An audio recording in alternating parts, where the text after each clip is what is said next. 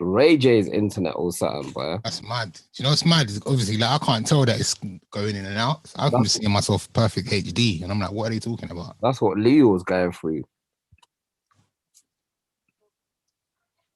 What, live, you know? Yes. We're live now. There you go. I believe so, man. Where is everyone?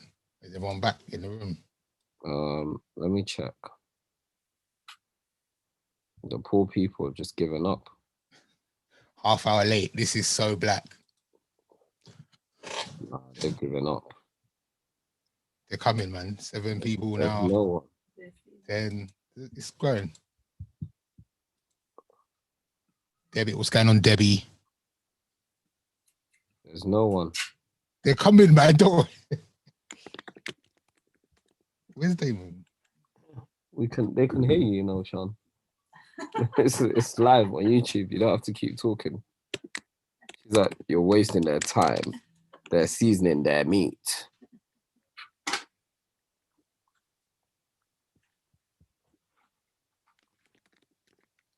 Oh, there he is. All right, cool. Let's just start. Who knows where Lee is? Lee moves mad, though. Where is he? It's Christmas Eve. He hasn't really got any excuse at the moment. Nothing's open. He's not working. Where's who?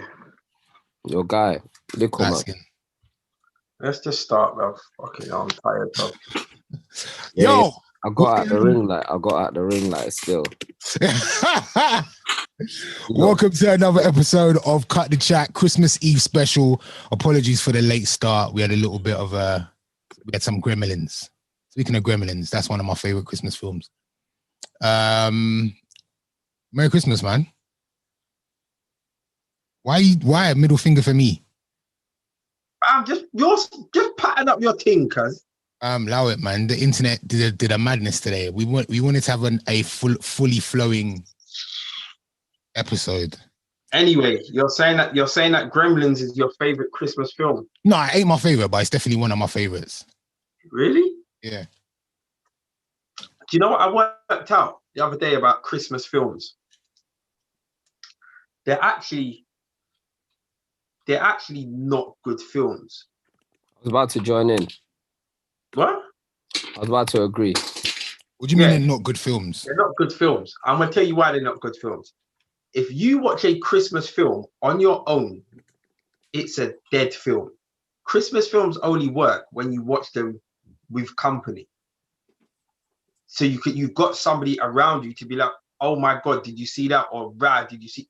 That's, if you think about all of the Christmas films here that we rate, Die Hard, Home Alone, Gremlins. I could watch Die Hard on my own. Huh? I could watch Die Hard on my own. Yeah, but okay. Home Alone, maybe not, but Gremlins, I could definitely watch on my own. Not Gremlins, sorry. Die Hard, I could watch on my own. Okay, fair. Maybe, but the fact that you watch them with people is what makes them memorable, great films.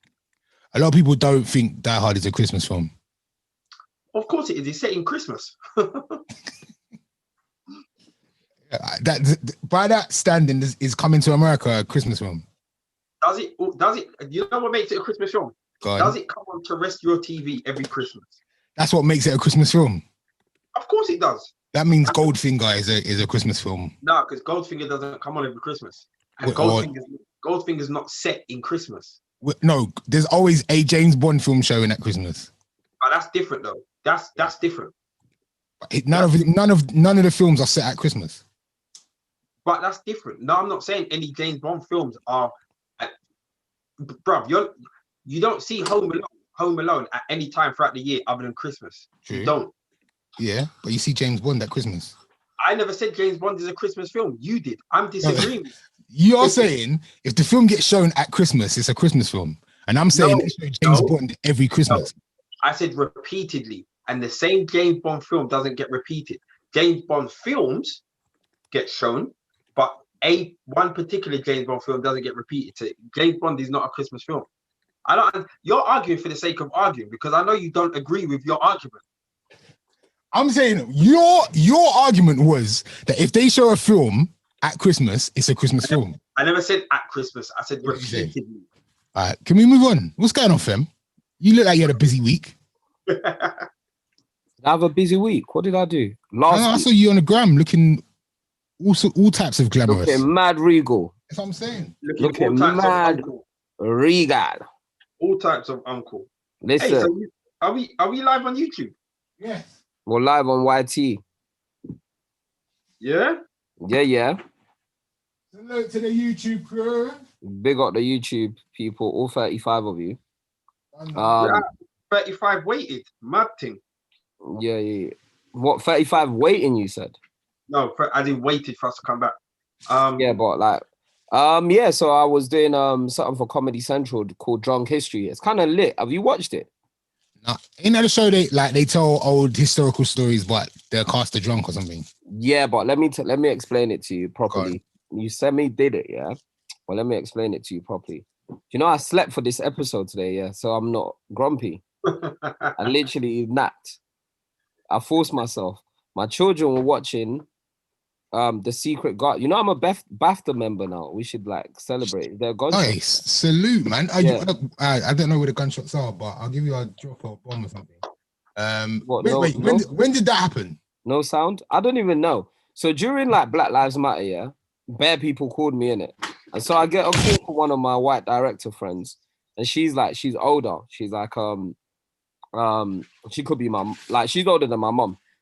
But she calls me and she's like, oh, I'm talking to BAFTA and they want to speak to you. They want to speak to you about something. And I goes, oh, what do they want to speak to me about? She's like, oh, they're doing a Zoom about black representation, blah, blah, blah. And me and my brethren, Isaac from SBTV, I don't know if anyone knows him, and another friend, Fiona, who's now at Netflix, we were like the only 3 black people on this call, right? And they were asking us like, oh, don't you want to join BAFTA? It's so lit. I was like, what has BAFTA done for my life? Why do I care? Like they had like all these top people there. They were like, oh no, but it's amazing. I'm like, but honestly though, but how does it affect what I'm doing? And Isaac's come in, he's like, you know what, the way we're making content now, he's razzle-dazzled them, yeah? And I thought, oh, they were gonna like just air it out. And then they sent us some long email the other day saying, they sent me long email saying like, oh, you can join BAFTA, we'd love for you to join. This offer is open till 2022 or something, man. Wow. Like that. So what does that mean now that you're part of the BAFTA Academy? Yeah, so I get to vote. So I've got we should do a movie night like once a month. Yeah. Well, not once a month, but like I've got bare films, but random ones that like are not even out. And you'll get to see them first. Yeah. So there's an online system. Obviously, we can watch them together as a and judge them. Or like we can pick. Like when it's not tier 4, obviously we can link up. Obviously we can link up, and then we can go. And so. No, carry on. I'll ask you after. And so then you get access to a members club in central London as well. And you can bid for tickets like to go to the BAFTA. And I don't know what else you get. I'm sure there's other things you get with it. But anyway, so my kids are watching this film called The Secret Garden. And my younger son, that's like one of his favorite books. Like he's read it bare times. The book is worn out. I wish I could see it right now. Like he got the book new last year, yeah. Look, my wife's doing bits. She's doing Cut the Chat today, boy. She's actually my assistant. She got the ring light. She got the book. So like the book is worn out. This was new, like not so long ago. But he's battered this book, yeah. Imagine when them people that have read the book and everything in the film is wrong, but he's moaning about it. Furious. He's the small one. Pissed. He's moaning about it. Like every 2 minutes, like, oh, she's not like that. That character's not mean in the book. Every single thing was wrong. And this film was decent. It was kind of like, I'm going to bed, man. I just left them. I went to bed. I only woke up like 10 minutes before 9. But yeah, talking about films, let's talk about I'll talk about Drunk History later, but I want to talk about Coming to America. What do you not think about that trailer?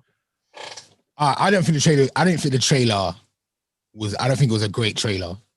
But I don't think it was a great trailer at all. All right, okay. On that, I also can I just say in my defense, I'm glad it wasn't funny because trailers nowadays end up showing you everything that's in the film already. You know where the laughs are and all that stuff. All right. So I feel like this trailer didn't really give us anything. Like we're just like, okay, everyone's back.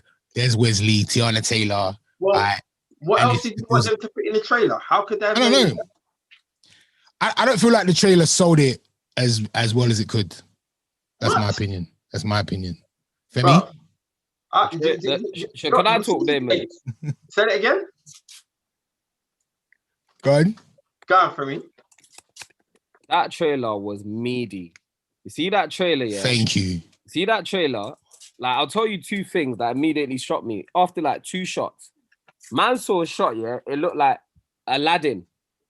Yeah. Yeah, there was a shot. There was a shot. It didn't look like Africa. It looked like the Middle East. Yeah. Okay.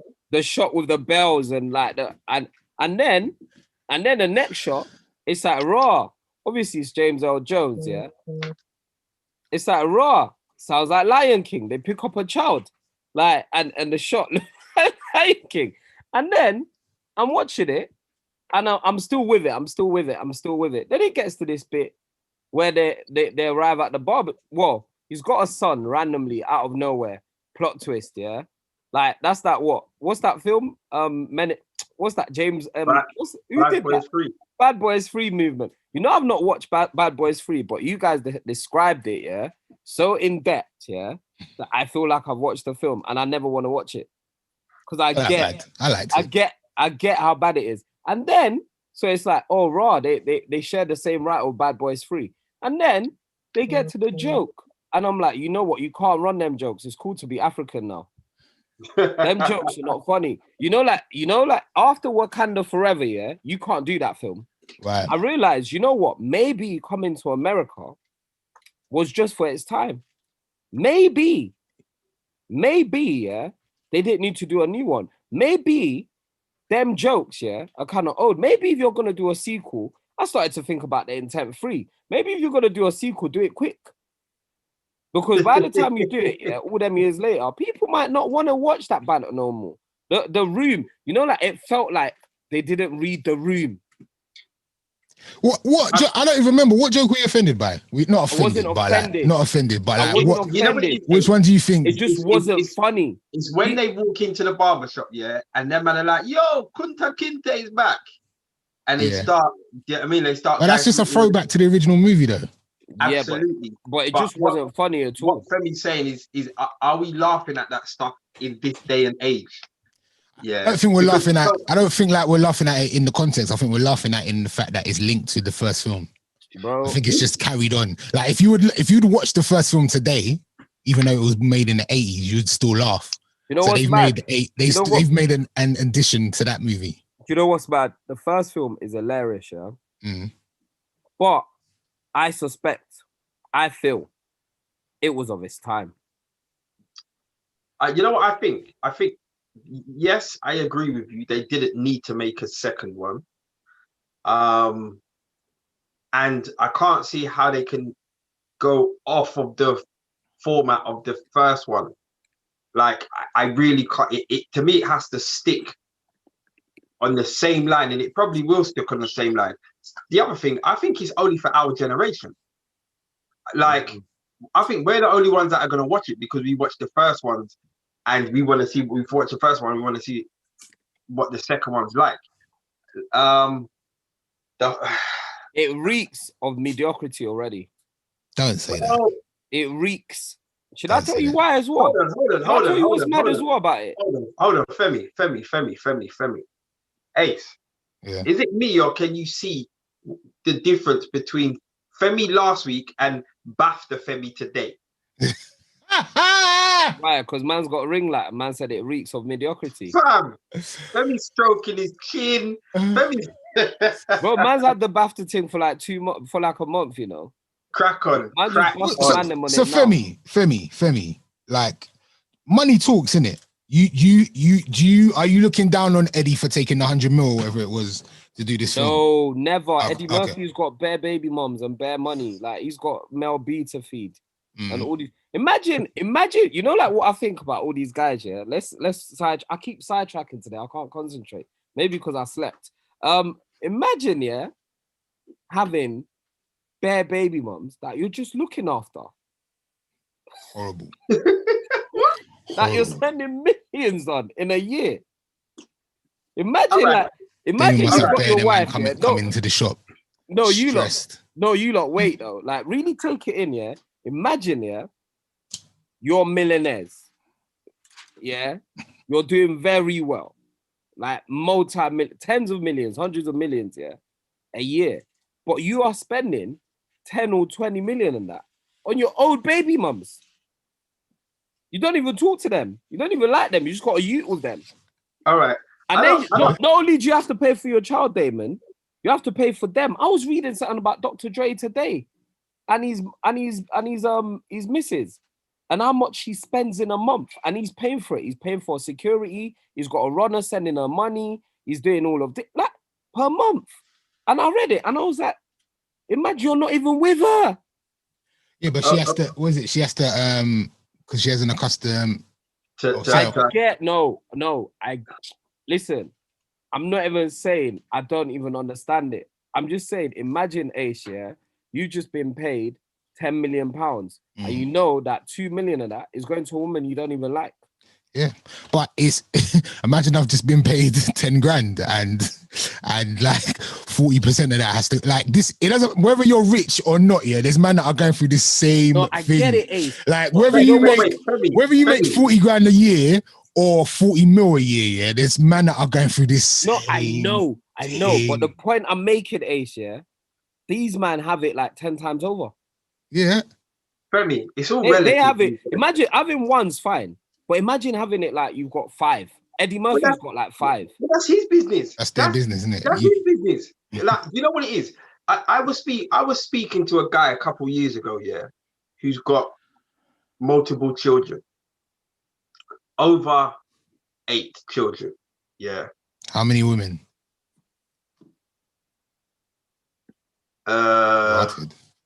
Maybe 5 or 6. Okay. Wow. And this is like, he's a good dad, peases up, all of that kind of stuff. And I was saying, even though you're a good dad and no one can fault you, that energy that you're taking to go and pick up 7 or 8 children and take 7 or 8 children home. Do you know how much better that would be if you had that same energy but for 2 children? Do you know what I mean? You see, with 8 children, you know what time you have to leave your house on a Sunday to take them back home? Bro, you know, with like 1 or 2 children, you know, they're staying over, or you're leaving at like 7 or 8 or whatever. Like, but anyway, we have just gone way off. Gone way off. We were talking about Eddie Murphy, and then we talking about. Let's get back to coming to America. Guys, I'm sorry. It just came to me. Like, let's get back to coming to America. These men have a lot of money responsibilities that I just can't even fathom. I hope you never experience those responsibilities, Femi. Amen. My missus said amen loud. She wanted to go on. Big up, Sean. Look, I mean, yeah, coming to America, I don't know. I think it's for our generation. It will be entertaining regardless. I think, you know what I mean? Like, Bad Boys 3. Bad Boys 3 was the worst film out of all of them. But in regards to a Saturday night film, when I just want to sit back, eat some ice cream and some nachos and be entertained, Bad Boys 3, it worked. And I'm very sure Coming to America 2 is going to it's not going to change my life.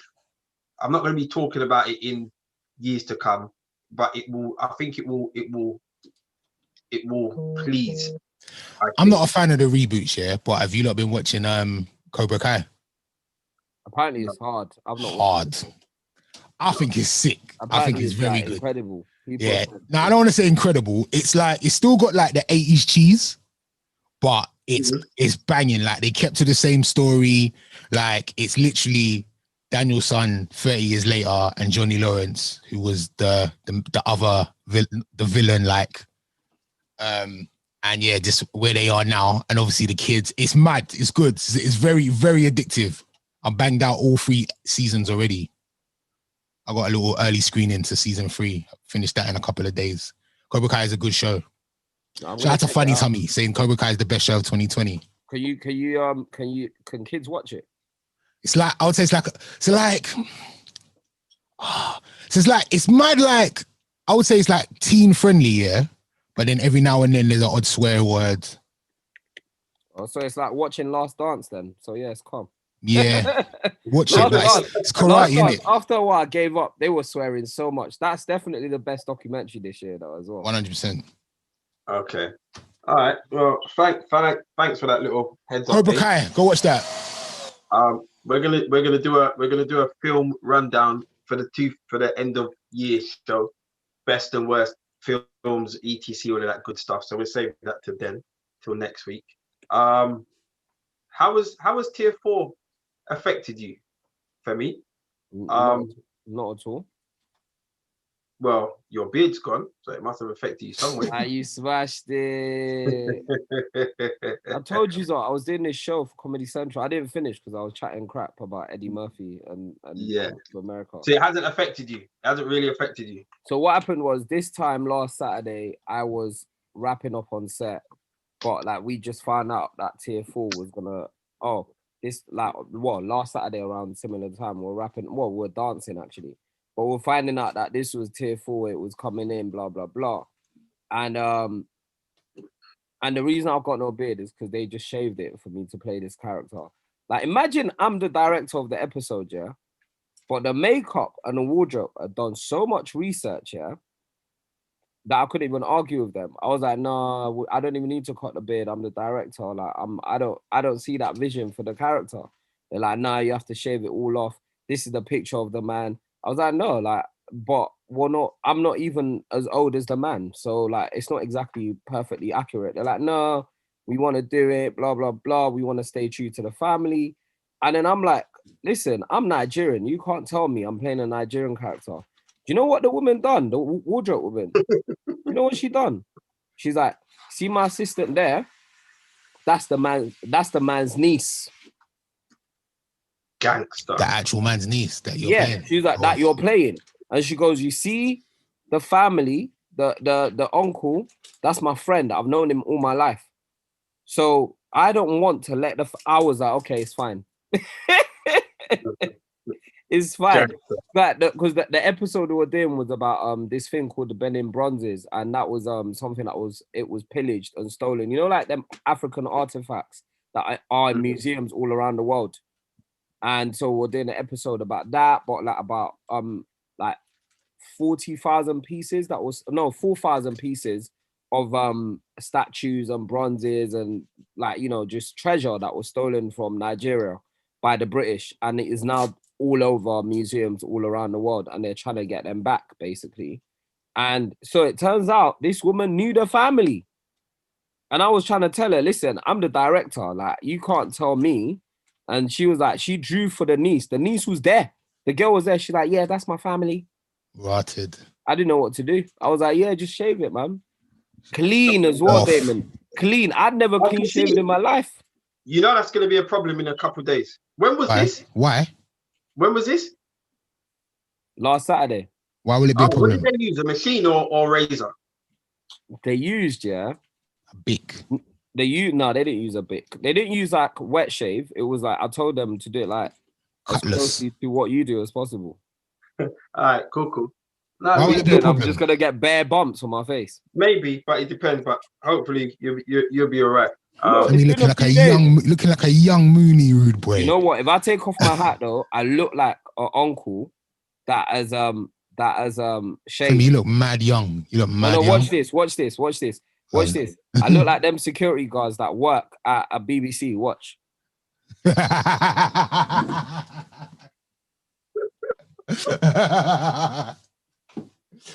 Hey, allow them uncles that I work with, man. They keep but safe. You know them uncles though, the reception uncles that like reception uncles. Like, but they're not even just like the BBC. They're everywhere. The reception security uncles. Hilarious. That's what I look like. Mad. But yeah, look out for it. It's called Drop Black History, and what it is, yeah. Big up Natasha because she plugged me up with that one. So basically, what it is, Viacom were doing this thing. They've got a thing called Drunk History, which is they get a guest to talk about a historical figure or an historical event. Yeah. But before the guest talks about it, they ply them with alcohol. So you're drunk. So imagine I get you to talk about Marcus Garvey, Damon, but I ask you, what's your favorite alcohol? And I get you drunk. Yeah. And I give you a script, yeah, about Marcus Garvey. And you have to tell me about Marcus Garvey. But Damon, you're drunk. You're off your face. And we're filming it. What's the point? It's funny, isn't it? And then what happens is, basically, as you're describing the story, we get actors to act out scenes that you're describing. Okay. And then we intercut it together. It's kind of hard. Okay. It's funny. It is funny. So we got Letitia Ector. Ratman was the host of the drunken bit. I'm acting in it. We got Tom Nucci. So many sick people came through and did their thing, man. I really enjoyed it, man. Wow. But, yeah, look out for it early next year. Go on. Okay. Go on. I mean, what are we doing for your birthday next week? A Zoom party, innit? Shall we do that? Remember them IG live parties? What happened? Yeah, it's dead now for that, man. Remember when people were using language like, oh, I'm going to reach this one, then I'm going to reach that? I thought you were all dumb when you were doing that, by the way. You're a prick. You know when you were like, when I'm done with Ace's dance, I'm going to go. I thought you were just, and these not smoking weed. Are they mad? You're a prick. Are they all mad? You're a fool. Why are you not doing that? What happened to house party? Let's do a cut the chat Zoom party. We'll do a Zoom party. We'll do a Zoom party next Thursday, isn't it?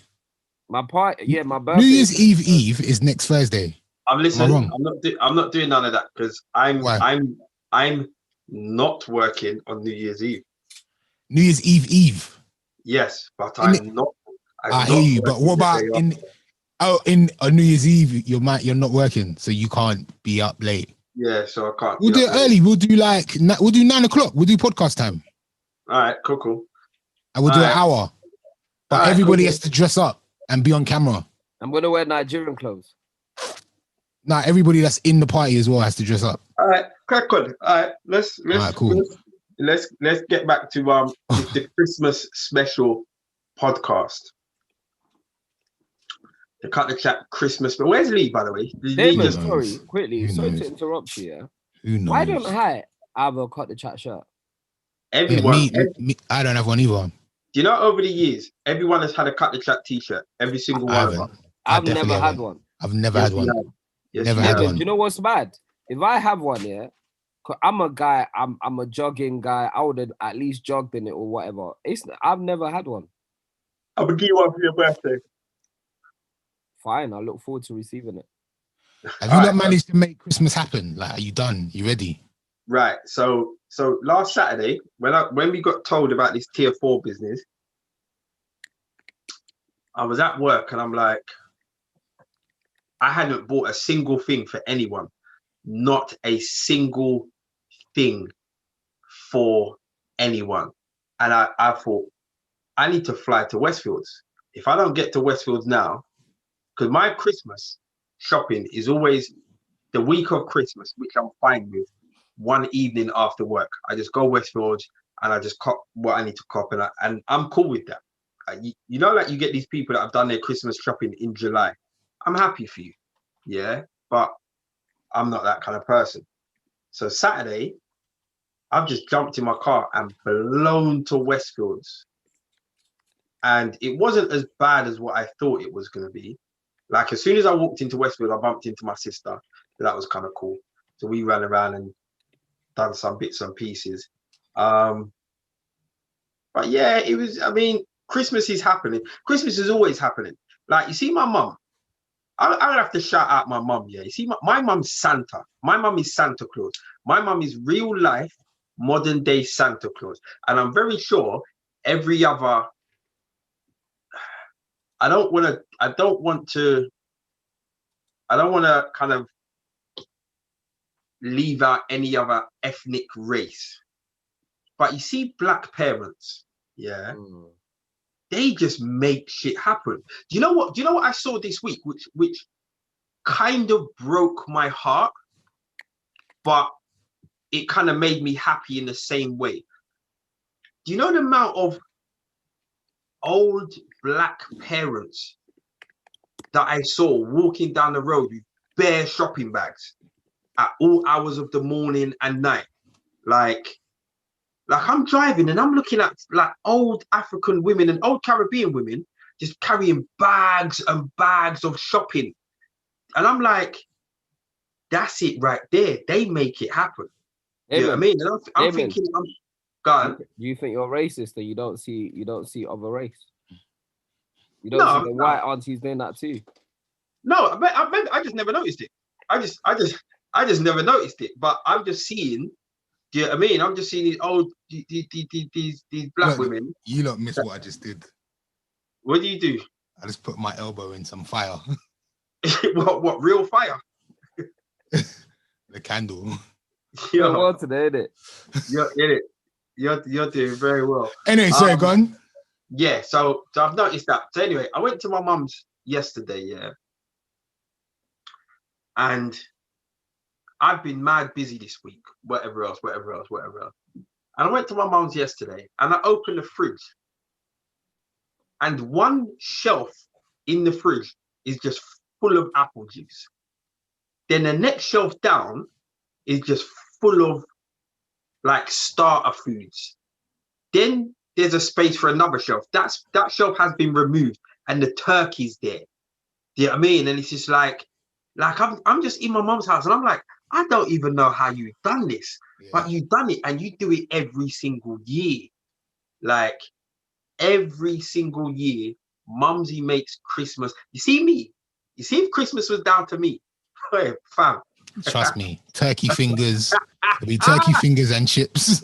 Bro. And mixed veg. That's it. That's the best I'm getting.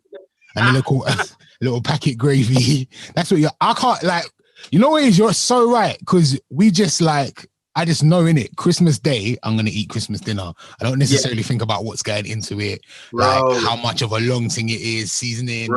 Even today, she called me and she's like, yeah, like my oven's not working. And I'm just like, yeah, but I know that I'm going to have turkey in it. Like, I just, you don't necessarily think about like, she's probably stressing now, but I know I'm going to eat and that's bad. You never think about everything that goes into it. Are you going to do it one year?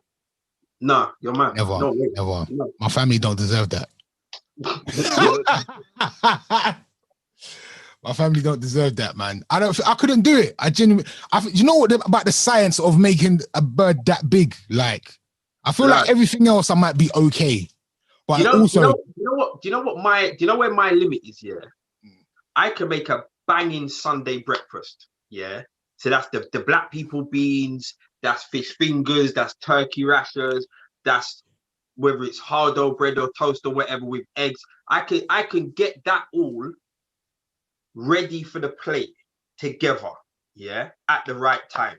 I could do a banging Sunday dinner and get the roast potatoes, rice, the meat, fish, gravy. I'm down with that. You see, Christmas dinner, when you've got to do a turkey and then the next meat, like a lamb thing. Yeah. With the roast potatoes. And then you see how my mum does it, yeah? So my mum does fish, a meat, and then turkey, yeah? Lifestyle. She does roast potatoes. She does white rice. Certain times she might do rice and peas. But then this is where it gets technical. My mum will do a gravy for every separate dish. So she would do a gravy for turkey. She would do a gravy for the lamb. She would do a gravy for the fish. Yeah. And bruv, it's like what you said, Ace. It's like she is Santa Claus. Cause the way she makes it, and she's proper mad when she's in the kitchen. She's stressing, she's shouting, she's cussing everyone, bloody, come and do this, come and get your plate, this and that and that. But you see when man sits down for Christmas dinner, it's like, you know what? Yeah, this is Mumsy. I can't handle that pressure. You know what I respect? I respect the timing because like all of these different foods, like, and you get them all out at the same time. Nothing's cold. Like if it was me, something's gonna be freezing by the time it reaches the plate. She don't use no oven timer, and she don't. You know that thermometer thing that you stick in the meat to check to see if you don't use none of that. Like, bro, yeah, gangster. Yeah. Salute to the Mumsies. Mumsy. Yeah, fully. But But yeah, I'm looking for what is your favorite part of Christmas? Because I was talking about this in the barbershop, yeah, and we can break Christmas down to like Christmas Day down to 3 parts, yeah, and let's get some interaction. Yeah, mum's carrots. Hey, my mum's carrots are mental.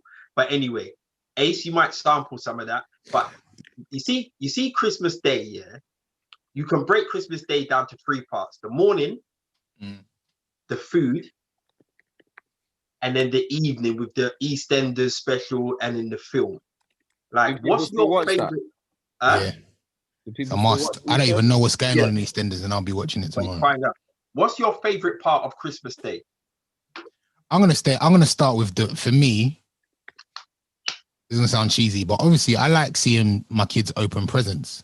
Like, just because you want to see if you did a good job, you want to see them get gassed. Like, Yeah, that for me is like, yeah, okay. You see like what you work for, like, yeah, this is why, innit? Like, and they get gassed. That would be the first thing. The second thing would, I like the moment after dinner when you're just in that food coma.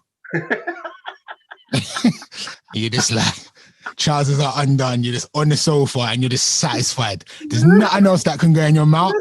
And you're just the food, like the gravy has been injected into your bloodstream. It's just like taking over. That coma there, where there's no food that is gonna satisfy you anymore. You're done. That is it. Nothing else. That 2-hour lay down, banging. It's that for me is Christmas. I might agree. Yeah. I might have to copy Ace on that one still. That coma, it hits different, bruv. Like, Trust me, every year I just fall asleep. that's it. That coma hits different. And then you wake up and for some strange reason, then you want you want an apple pie or something and there's a little tiny more piece. Then you throw that little piece and then you go into the next food coma. Yeah, man. Honestly, do you not still watch Christmas? Or do you watch The Queen and EastEnders? No. I watch EastEnders, yeah. EastEnders definitely. The Queen, no. But I think EastEnders is one of them. It's just a Christmas must. You know what I mean? It is a Christmas must. 100%. I don't think we've established that in my household. You managed to eradicate that. I feel like it's gone now. What's your tradition then? Just eating and opening presents. What do you have on the telly? Do you put the telly on? Yeah, we watch. I can't remember. Maybe they do. Maybe that's the bit where I'm sleeping. Because there comes a bit in the evening on Christmas Day when I'm generally just not there. Like I do always sleep. Did your mom watch them old school Christian films at like Christmas and Easter? No, my mom sends like WhatsApp videos. Like the 10 Commandments and that. No, my mom sends all these videos. My mom only started watching TV properly recently, you know. Okay. Now she bangs TV. She wasn't on TV before. Now she bangs TV. She was trying to explain The Chase to me the other day. I was like, "What is this?" And she was like breaking it down to me. And I was like, "Wow, okay." Like, imagine growing up with my mom not watching TV, and then every time I go to her house, she's watching these random game shows. It's bizarre.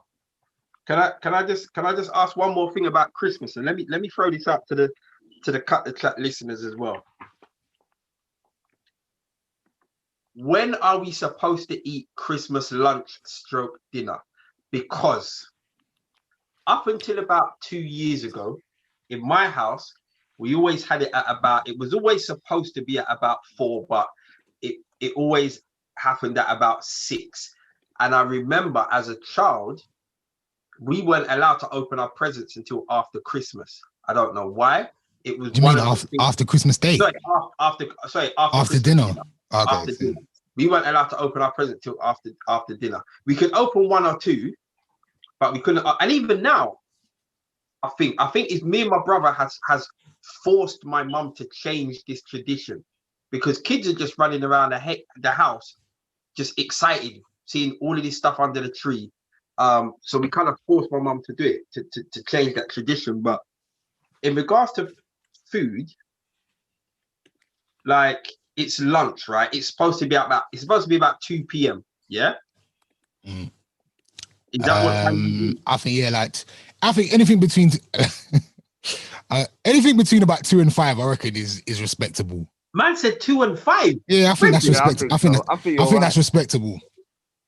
I think I've always had it between 2 and 5, and I think for me, it's definitely like an afternoon thing. There was one year I chopped pounded jam before Christmas dinner. I felt like I had arrived. Like my mum made a quick pounded jam and a goosey soup. Woo!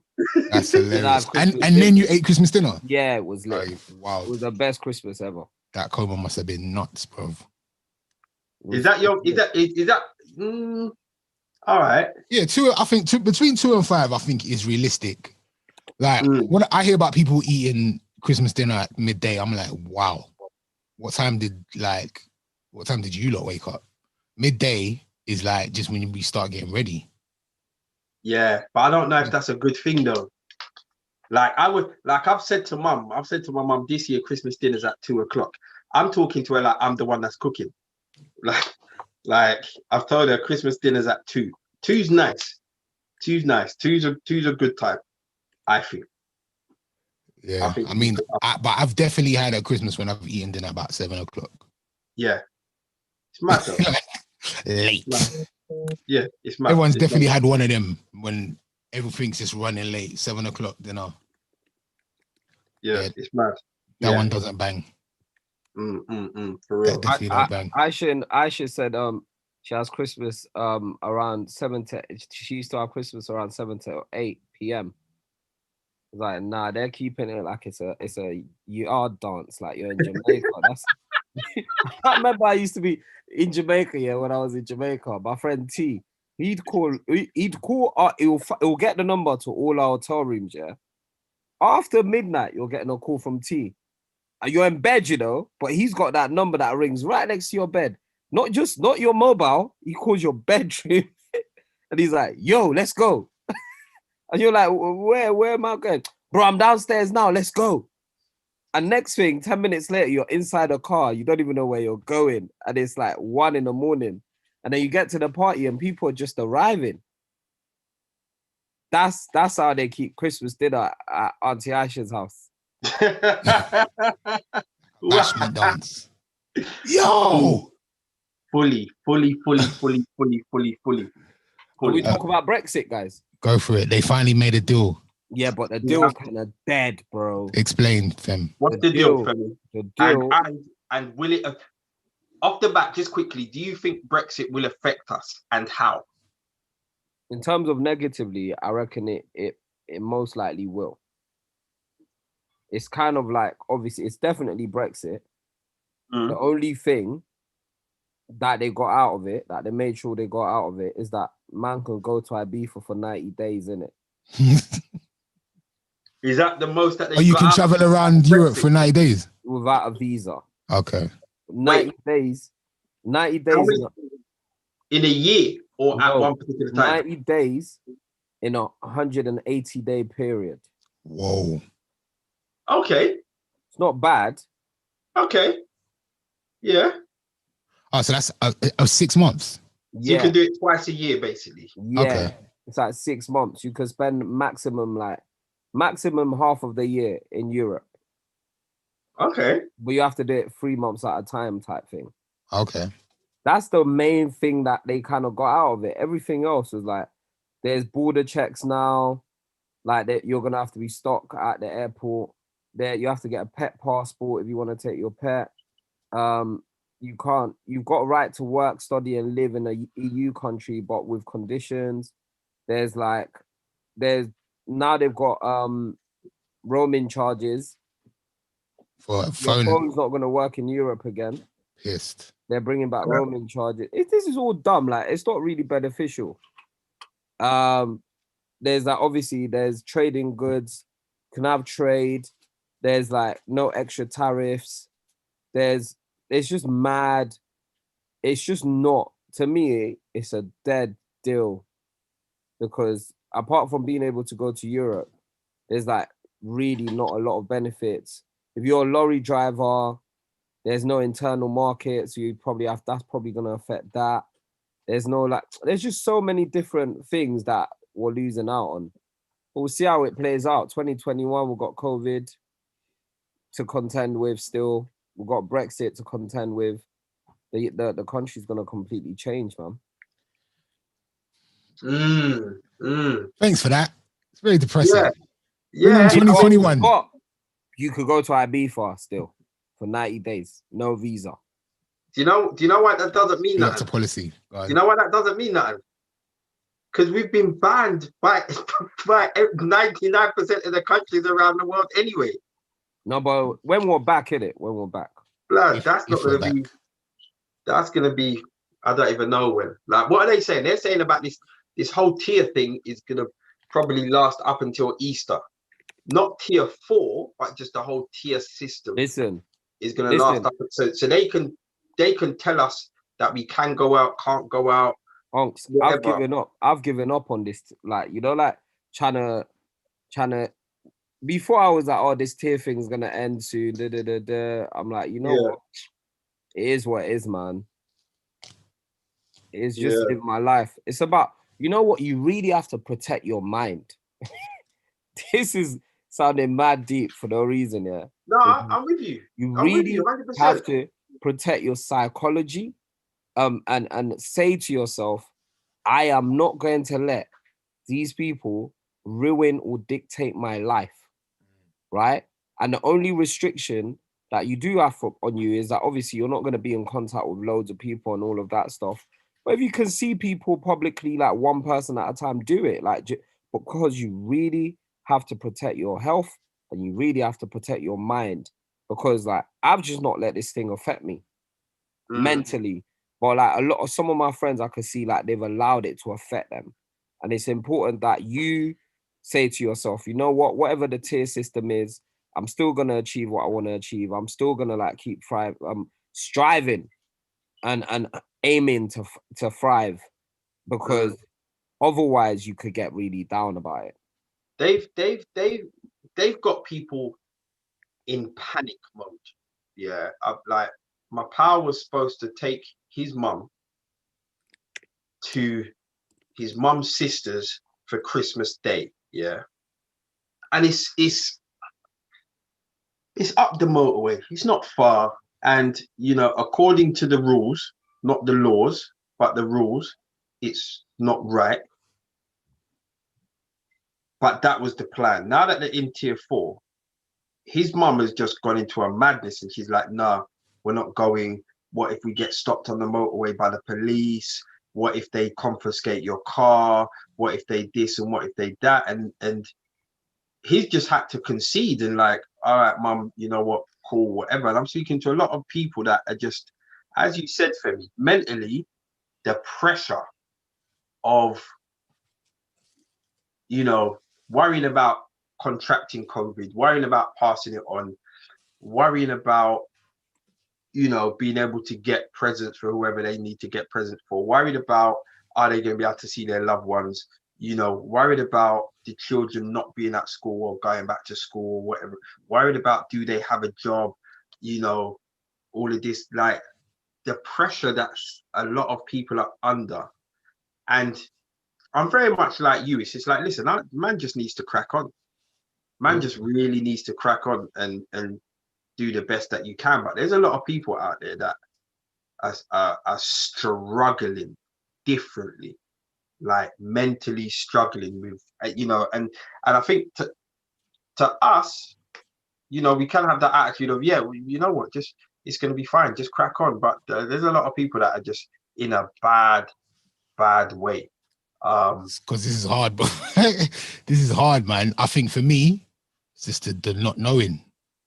Yeah, and I think that is for everyone. It's like, I think if we in our mind had, okay, we're just gonna deal with this for 6 months and then everything's gonna go back to normal, then like you can mentally prepare for that. But we don't even know what we're mentally preparing for now.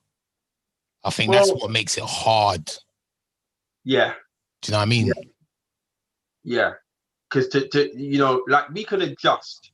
And there's things that I've done to adjust to continue to make money. Yeah. but it's not an overnight thing. It takes planning, it takes time to then get into that mode and do that for a certain period of time, for then to be told, like what happened on Saturday, I just think is so outrageous. Man come on the TV and said, yeah, in a couple of hours, you lot technically aren't allowed out of your houses again. Like, but fam, do you know how wild that is? Like the panic, the people panic buying. Bro, I went Tesco's last night, yeah, and it wasn't the fact that the shelves were empty of food, because I know that they were gonna they restock at like 4 or 5 o'clock in the morning, ready for the next day. But it was the condition that Tesco's was in.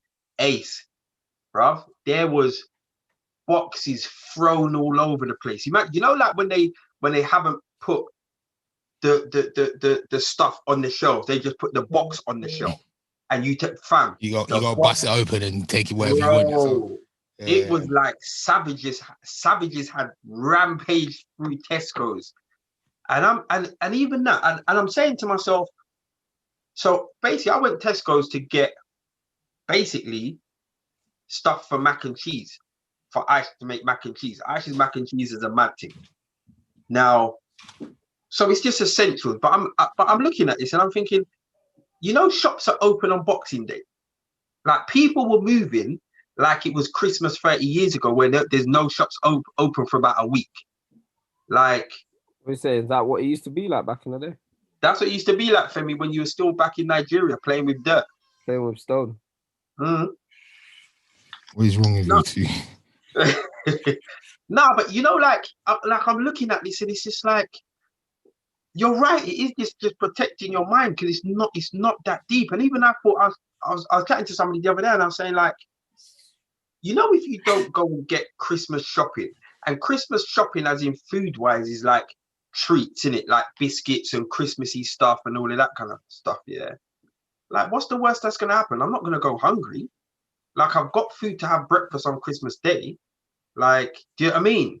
But the way people was just rampaging these shops was just, I was just like, we're back here again.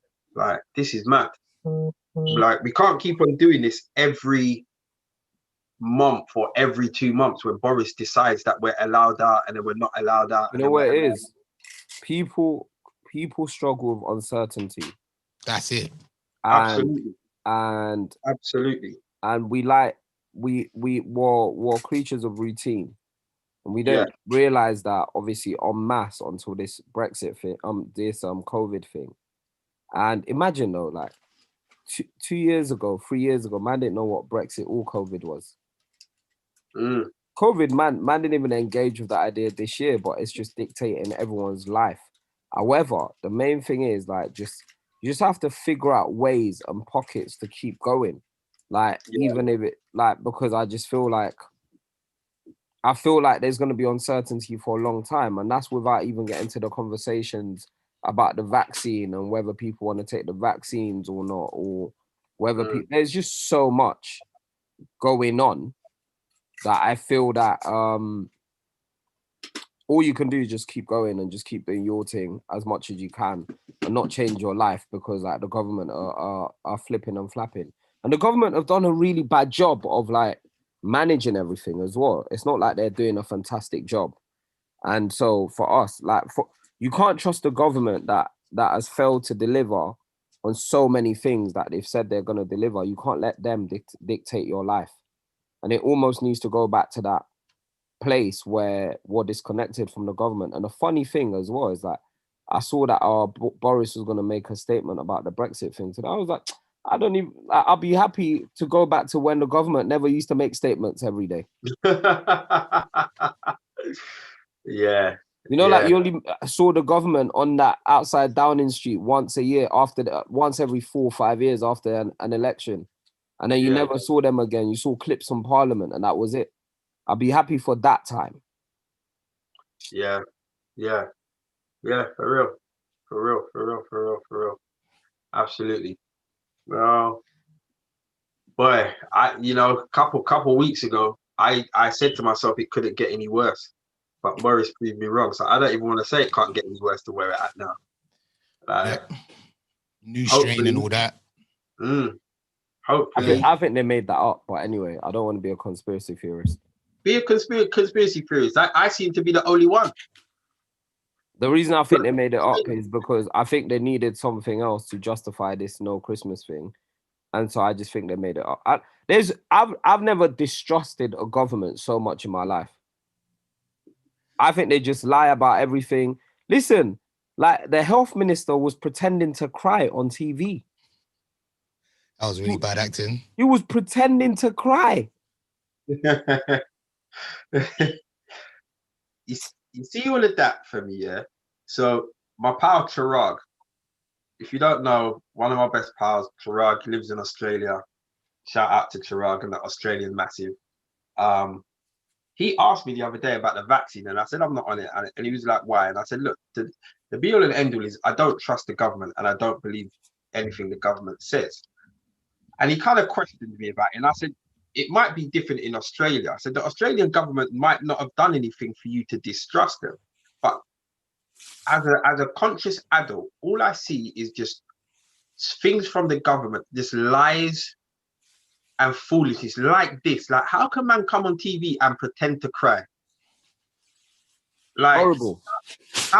How can a member of government during the heights of this pandemic tell us, conscious people, that he felt that he had issues with his eyesight? So to test this, he got in his car and drove how many miles down the motorway with his wife to test if his eyes worked.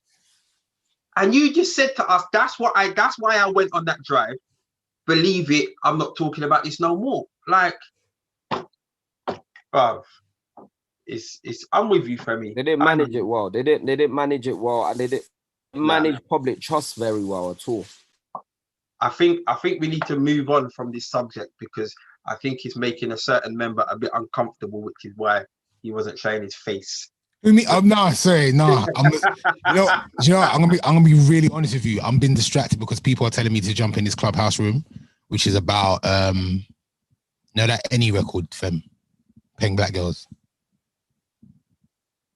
They took off Georgia. They took off Boller's sister and put on Georgia Smith. Yeah, so people, there's a room at the moment, and they're talking about whether or not Georgia Smith should have actually been the feature or not. No, do you know what? I told like. Okay, wait. Explain what this record is. All right, let's talk about. You talk about it. Basically, there's a record by a female MC called Any, dark-skinned female MC called Peng Black Girls. And who's the original singer, fam? So, oh man, Boller's sister. I should know this. Oh man. Anyway, they took off a dancing girl and replaced it with Georgia Smith for the remix. To be fair, it's a remix. It's not actually the original version, even though the remix. No, but they've pushed the original version. Yeah. Right. Was with Amir Brave, right? There you go. And then the original version though was an online sensation. The Georgia Smith version got a color session, has been getting played on radio, is the version. You know, when a remix has got the like mainstream push. Does that make sense, David? Yeah. The original was like an online thing. I only knew about it because I knew Bola and she's my brethren, and her sister. Obviously, I knew her sister was doing this, like she was on the singing thing. So like the original version was like an online hit. Like it was a hit on the internet that for people that I knew. But then the Georgia Smith version is the 1.7 million views version. The original version is like the 500,000 views version. So what? Okay. So what's happened is, I'll tell you what happened. From what I understand, right? My friend Bola, who's a writer, big up Bola Badge, her sister Amir Brave is like up and coming artist. She's been pushing herself for a little bit. She makes this song with this rapper girl, Any. It's a banging tune, sick vibe, lovely clarity on the lyrics, lovely hook, nice song, yeah, about Peng Black women. Nice song. Yeah, proper nice song. These times now, from what I understand from Boller's Twitter, obviously this Any Girl's probably done a deal, but then they've put Georgia Smith on. I don't know the backstory, but Georgia Smith is on the song now. But Bolla's sister, Amir Brave, didn't know about it. She didn't know about the remix. No. So they took off a dark-skinned girl. Yeah. So 2 dark-skinned black girls have made a song, yeah, called Pen Black Girls. They took off the dark-skinned girl, didn't really tell her about it, didn't manage it well. Okay. Yeah, and then put on Georgia Smith, like a light-skinned girl, to talk about what Pen it Black means. Girls. And also on not reading the room, because all it is like you have to read the room. Like there is like colorism within the black community. You're making a song called Pen Black Girls, and then you just taken off a dark skin girl and put on a light skin girl. All right, can I just say something? You see a remix, yeah? Isn't the purpose of a remix To be a whole new tune? No, not to be a whole new tune. Isn't the purpose of, well, you see the remix? Doesn't the remix have to have the original members of the first song? No, it could be anything. Nah. It could be anything. Look, I just did Series 2020. I put like all these MCs on there. Yeah, but that's listen, Biggie, that's different though. Puff Daddy and that changed remix, innit? Puff Daddy and that made it. But what I'm talking about is if you bring out a song today and I decide to remix it next week when your song is still out, the remix is. I know, but the MC is still on the tune. It's just the hook is different, a different person on it. And Georgia Smith got her own verse on it as well.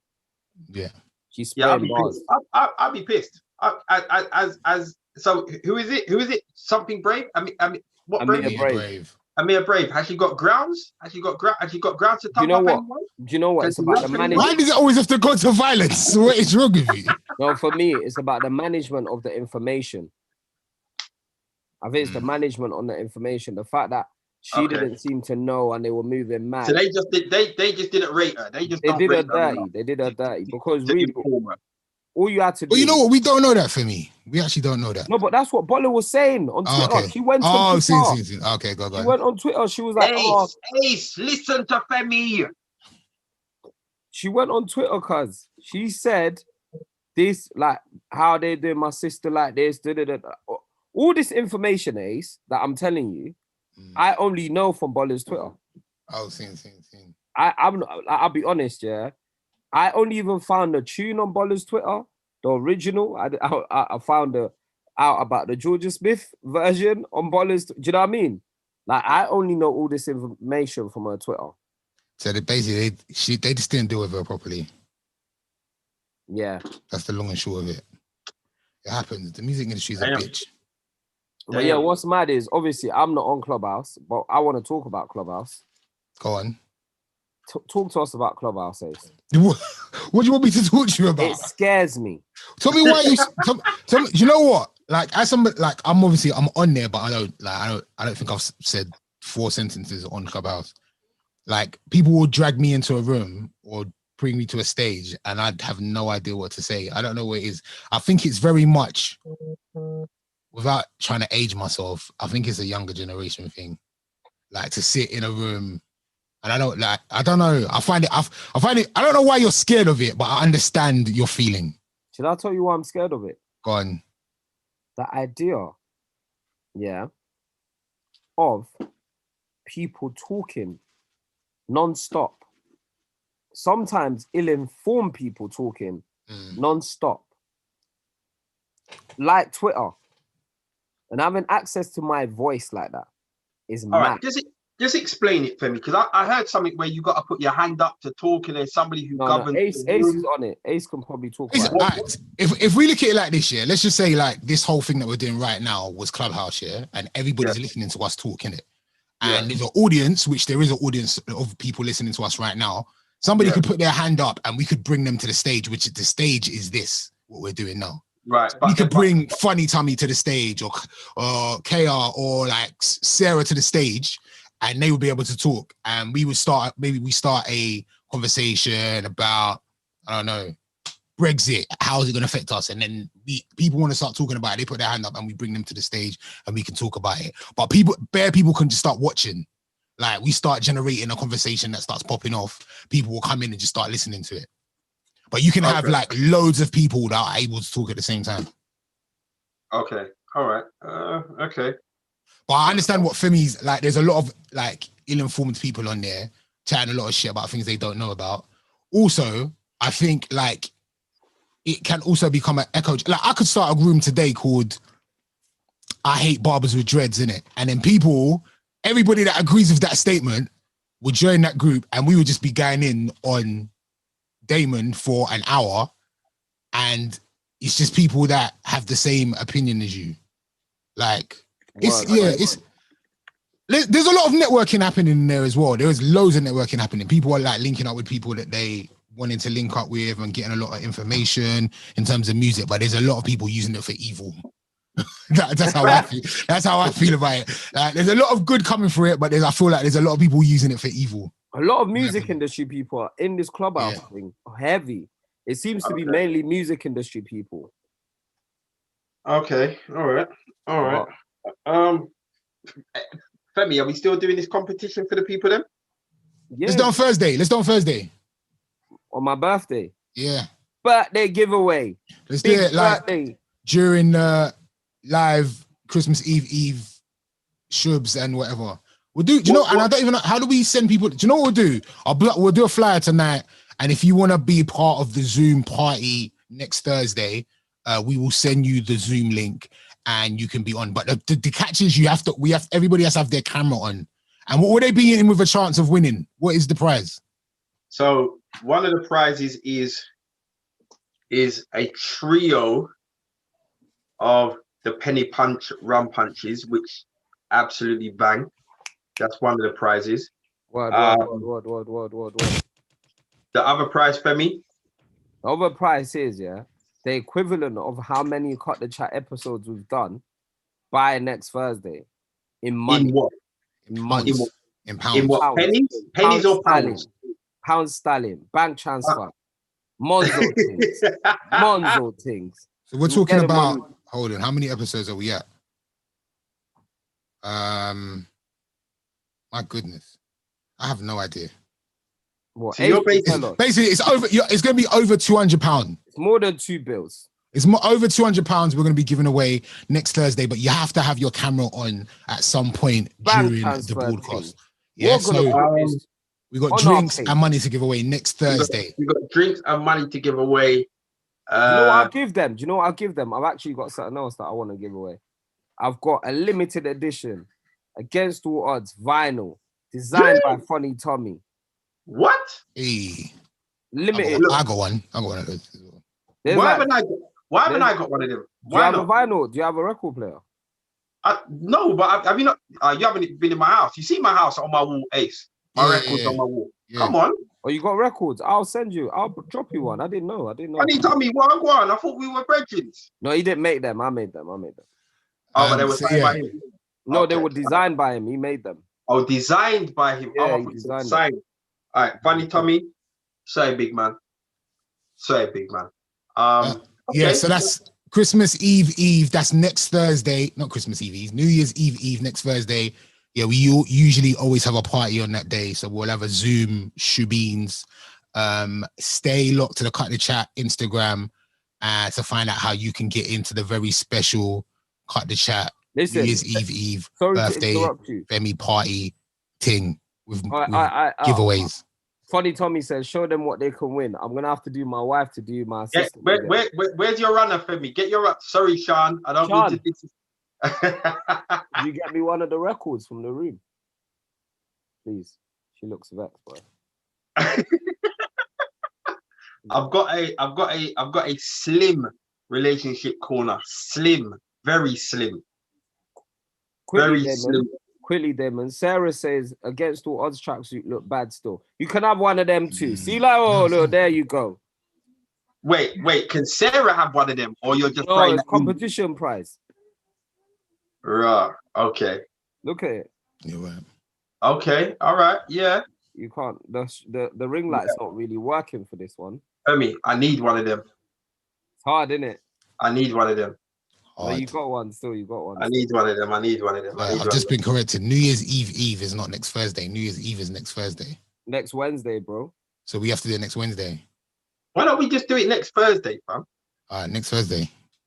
Because what's man really doing for New Year's? Exactly. Where we going? Raving. Do you know what I mean? So it's next Thursday, yes? It might be busy Ace. for Ace. Let's do New Year's Eve. Let's stick to our party day. When? Thursday. We'll do it next Thursday. Are you sure you don't want to do We're it not on going into the new year, No, though. guys. We're doing 9 o'clock till 10. Guys. Let's be real. Let's do it on Wednesday, innit? Like, Why? Because my family might have plans in real person for me. All right, we'll do it next Wednesday. Listen. It's man's actual birthday. That's when we actually do the party anyway. That's when we usually bro, do the New party. Year's Eve thing. All right. So like competition next year. Let's do it Next Wednesday. Next Wednesday. So we've got the trio of penny punches. We've got the in pounds equivalent of how many Cut the Chat shows we've done.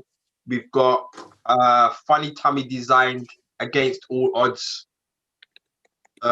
record, was it? Yeah. And Vinyl. Vinyl and then against all odds tracksuit. Yeah. Yeah. All right. Cool. Questions are gonna be mad. So, go look at some old Cut the Chats, get your knowledge up. One thing also, Damon. Yeah. The against all odd tracksuits. Man only has a large in it, just one large. So if you hold on, take that off the list. I want that. How come that'll be too big for you? What, the large? Yeah, yes, I had an XL and it was like, and it's baggy. Man, it's a baggy fit. You know? I'm swollen, you know? No. It's a baggy fit. It's baggy fit. It's a baggy fit. I'm swollen, you know? No, listen. No,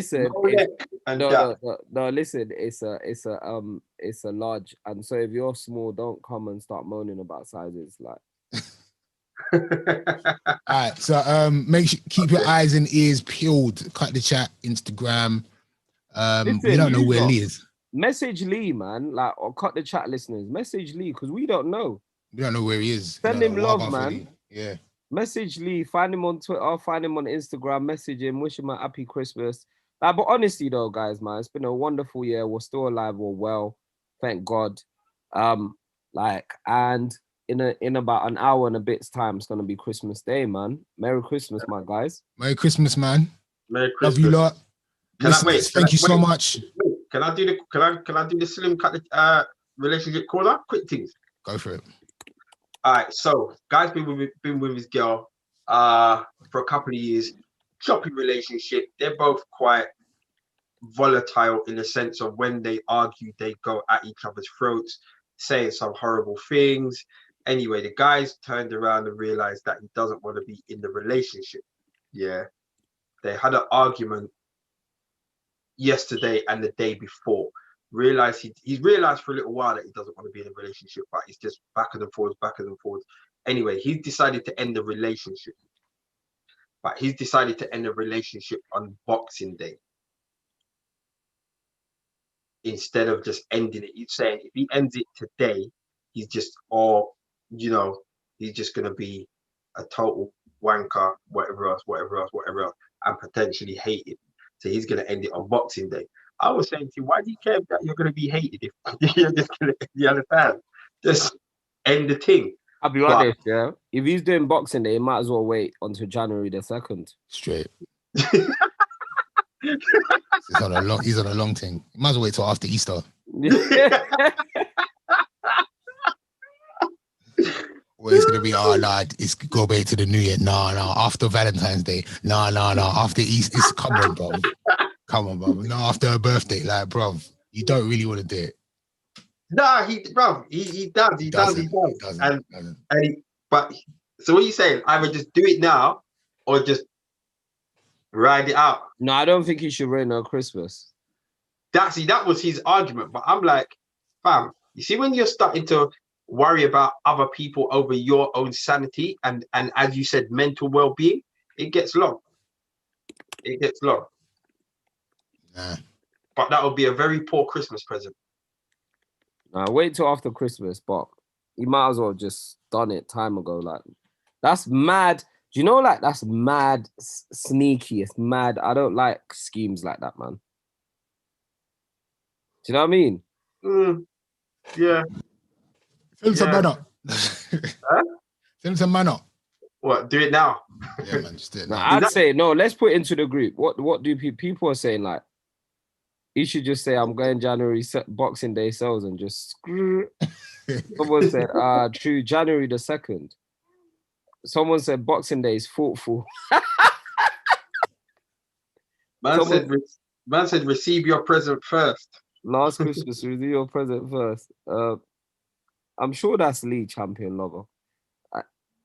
I need to know about the little boy and who's the daddy dilemma still.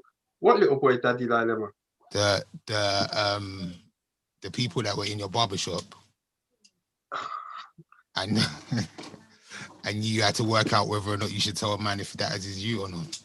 Bro. So the last I know, yeah, the last I was told is that they was going to tell. So imagine, well, like the middle person, they was going to tell the guy that he really needs to go and chat to the woman and get a DNA test and all of that done because he really thinks it's his child. Whether he does or not, who knows? I don't know, but that's the last that I heard. You know what it is? I don't want to ask people about it. I don't want to ask any of them about it because if I ask any of them about it, it looks like I'm trying to get in the mix, and I'm not trying to get in the mix like that. Do you know what I mean? I'm happy to receive the information in the barbershop and hear it in passing, but I don't really want to be calling like, yo, have you spoke to my man yet? Has my man done the thing? But I will keep my ears to the ground, Sarah. I will keep my ears to the ground and find out and see what comes of it and let you lot know. But you yeah, continue to watch this space. It's been a great one. It's been enjoyable. Yeah, message Lee, as Femi said, message each other. Yeah, man, check on your peoples, man. Absolutely. Yeah, I'm a video call all of you at some point on Christmas Day. Am I allowed to video call your mum, Ace? You can if you want. As long as you got clothes on. As long as you got clothes on, I'll be fine. Anyway, bye, guys. All right, guys. Till next week. Peace.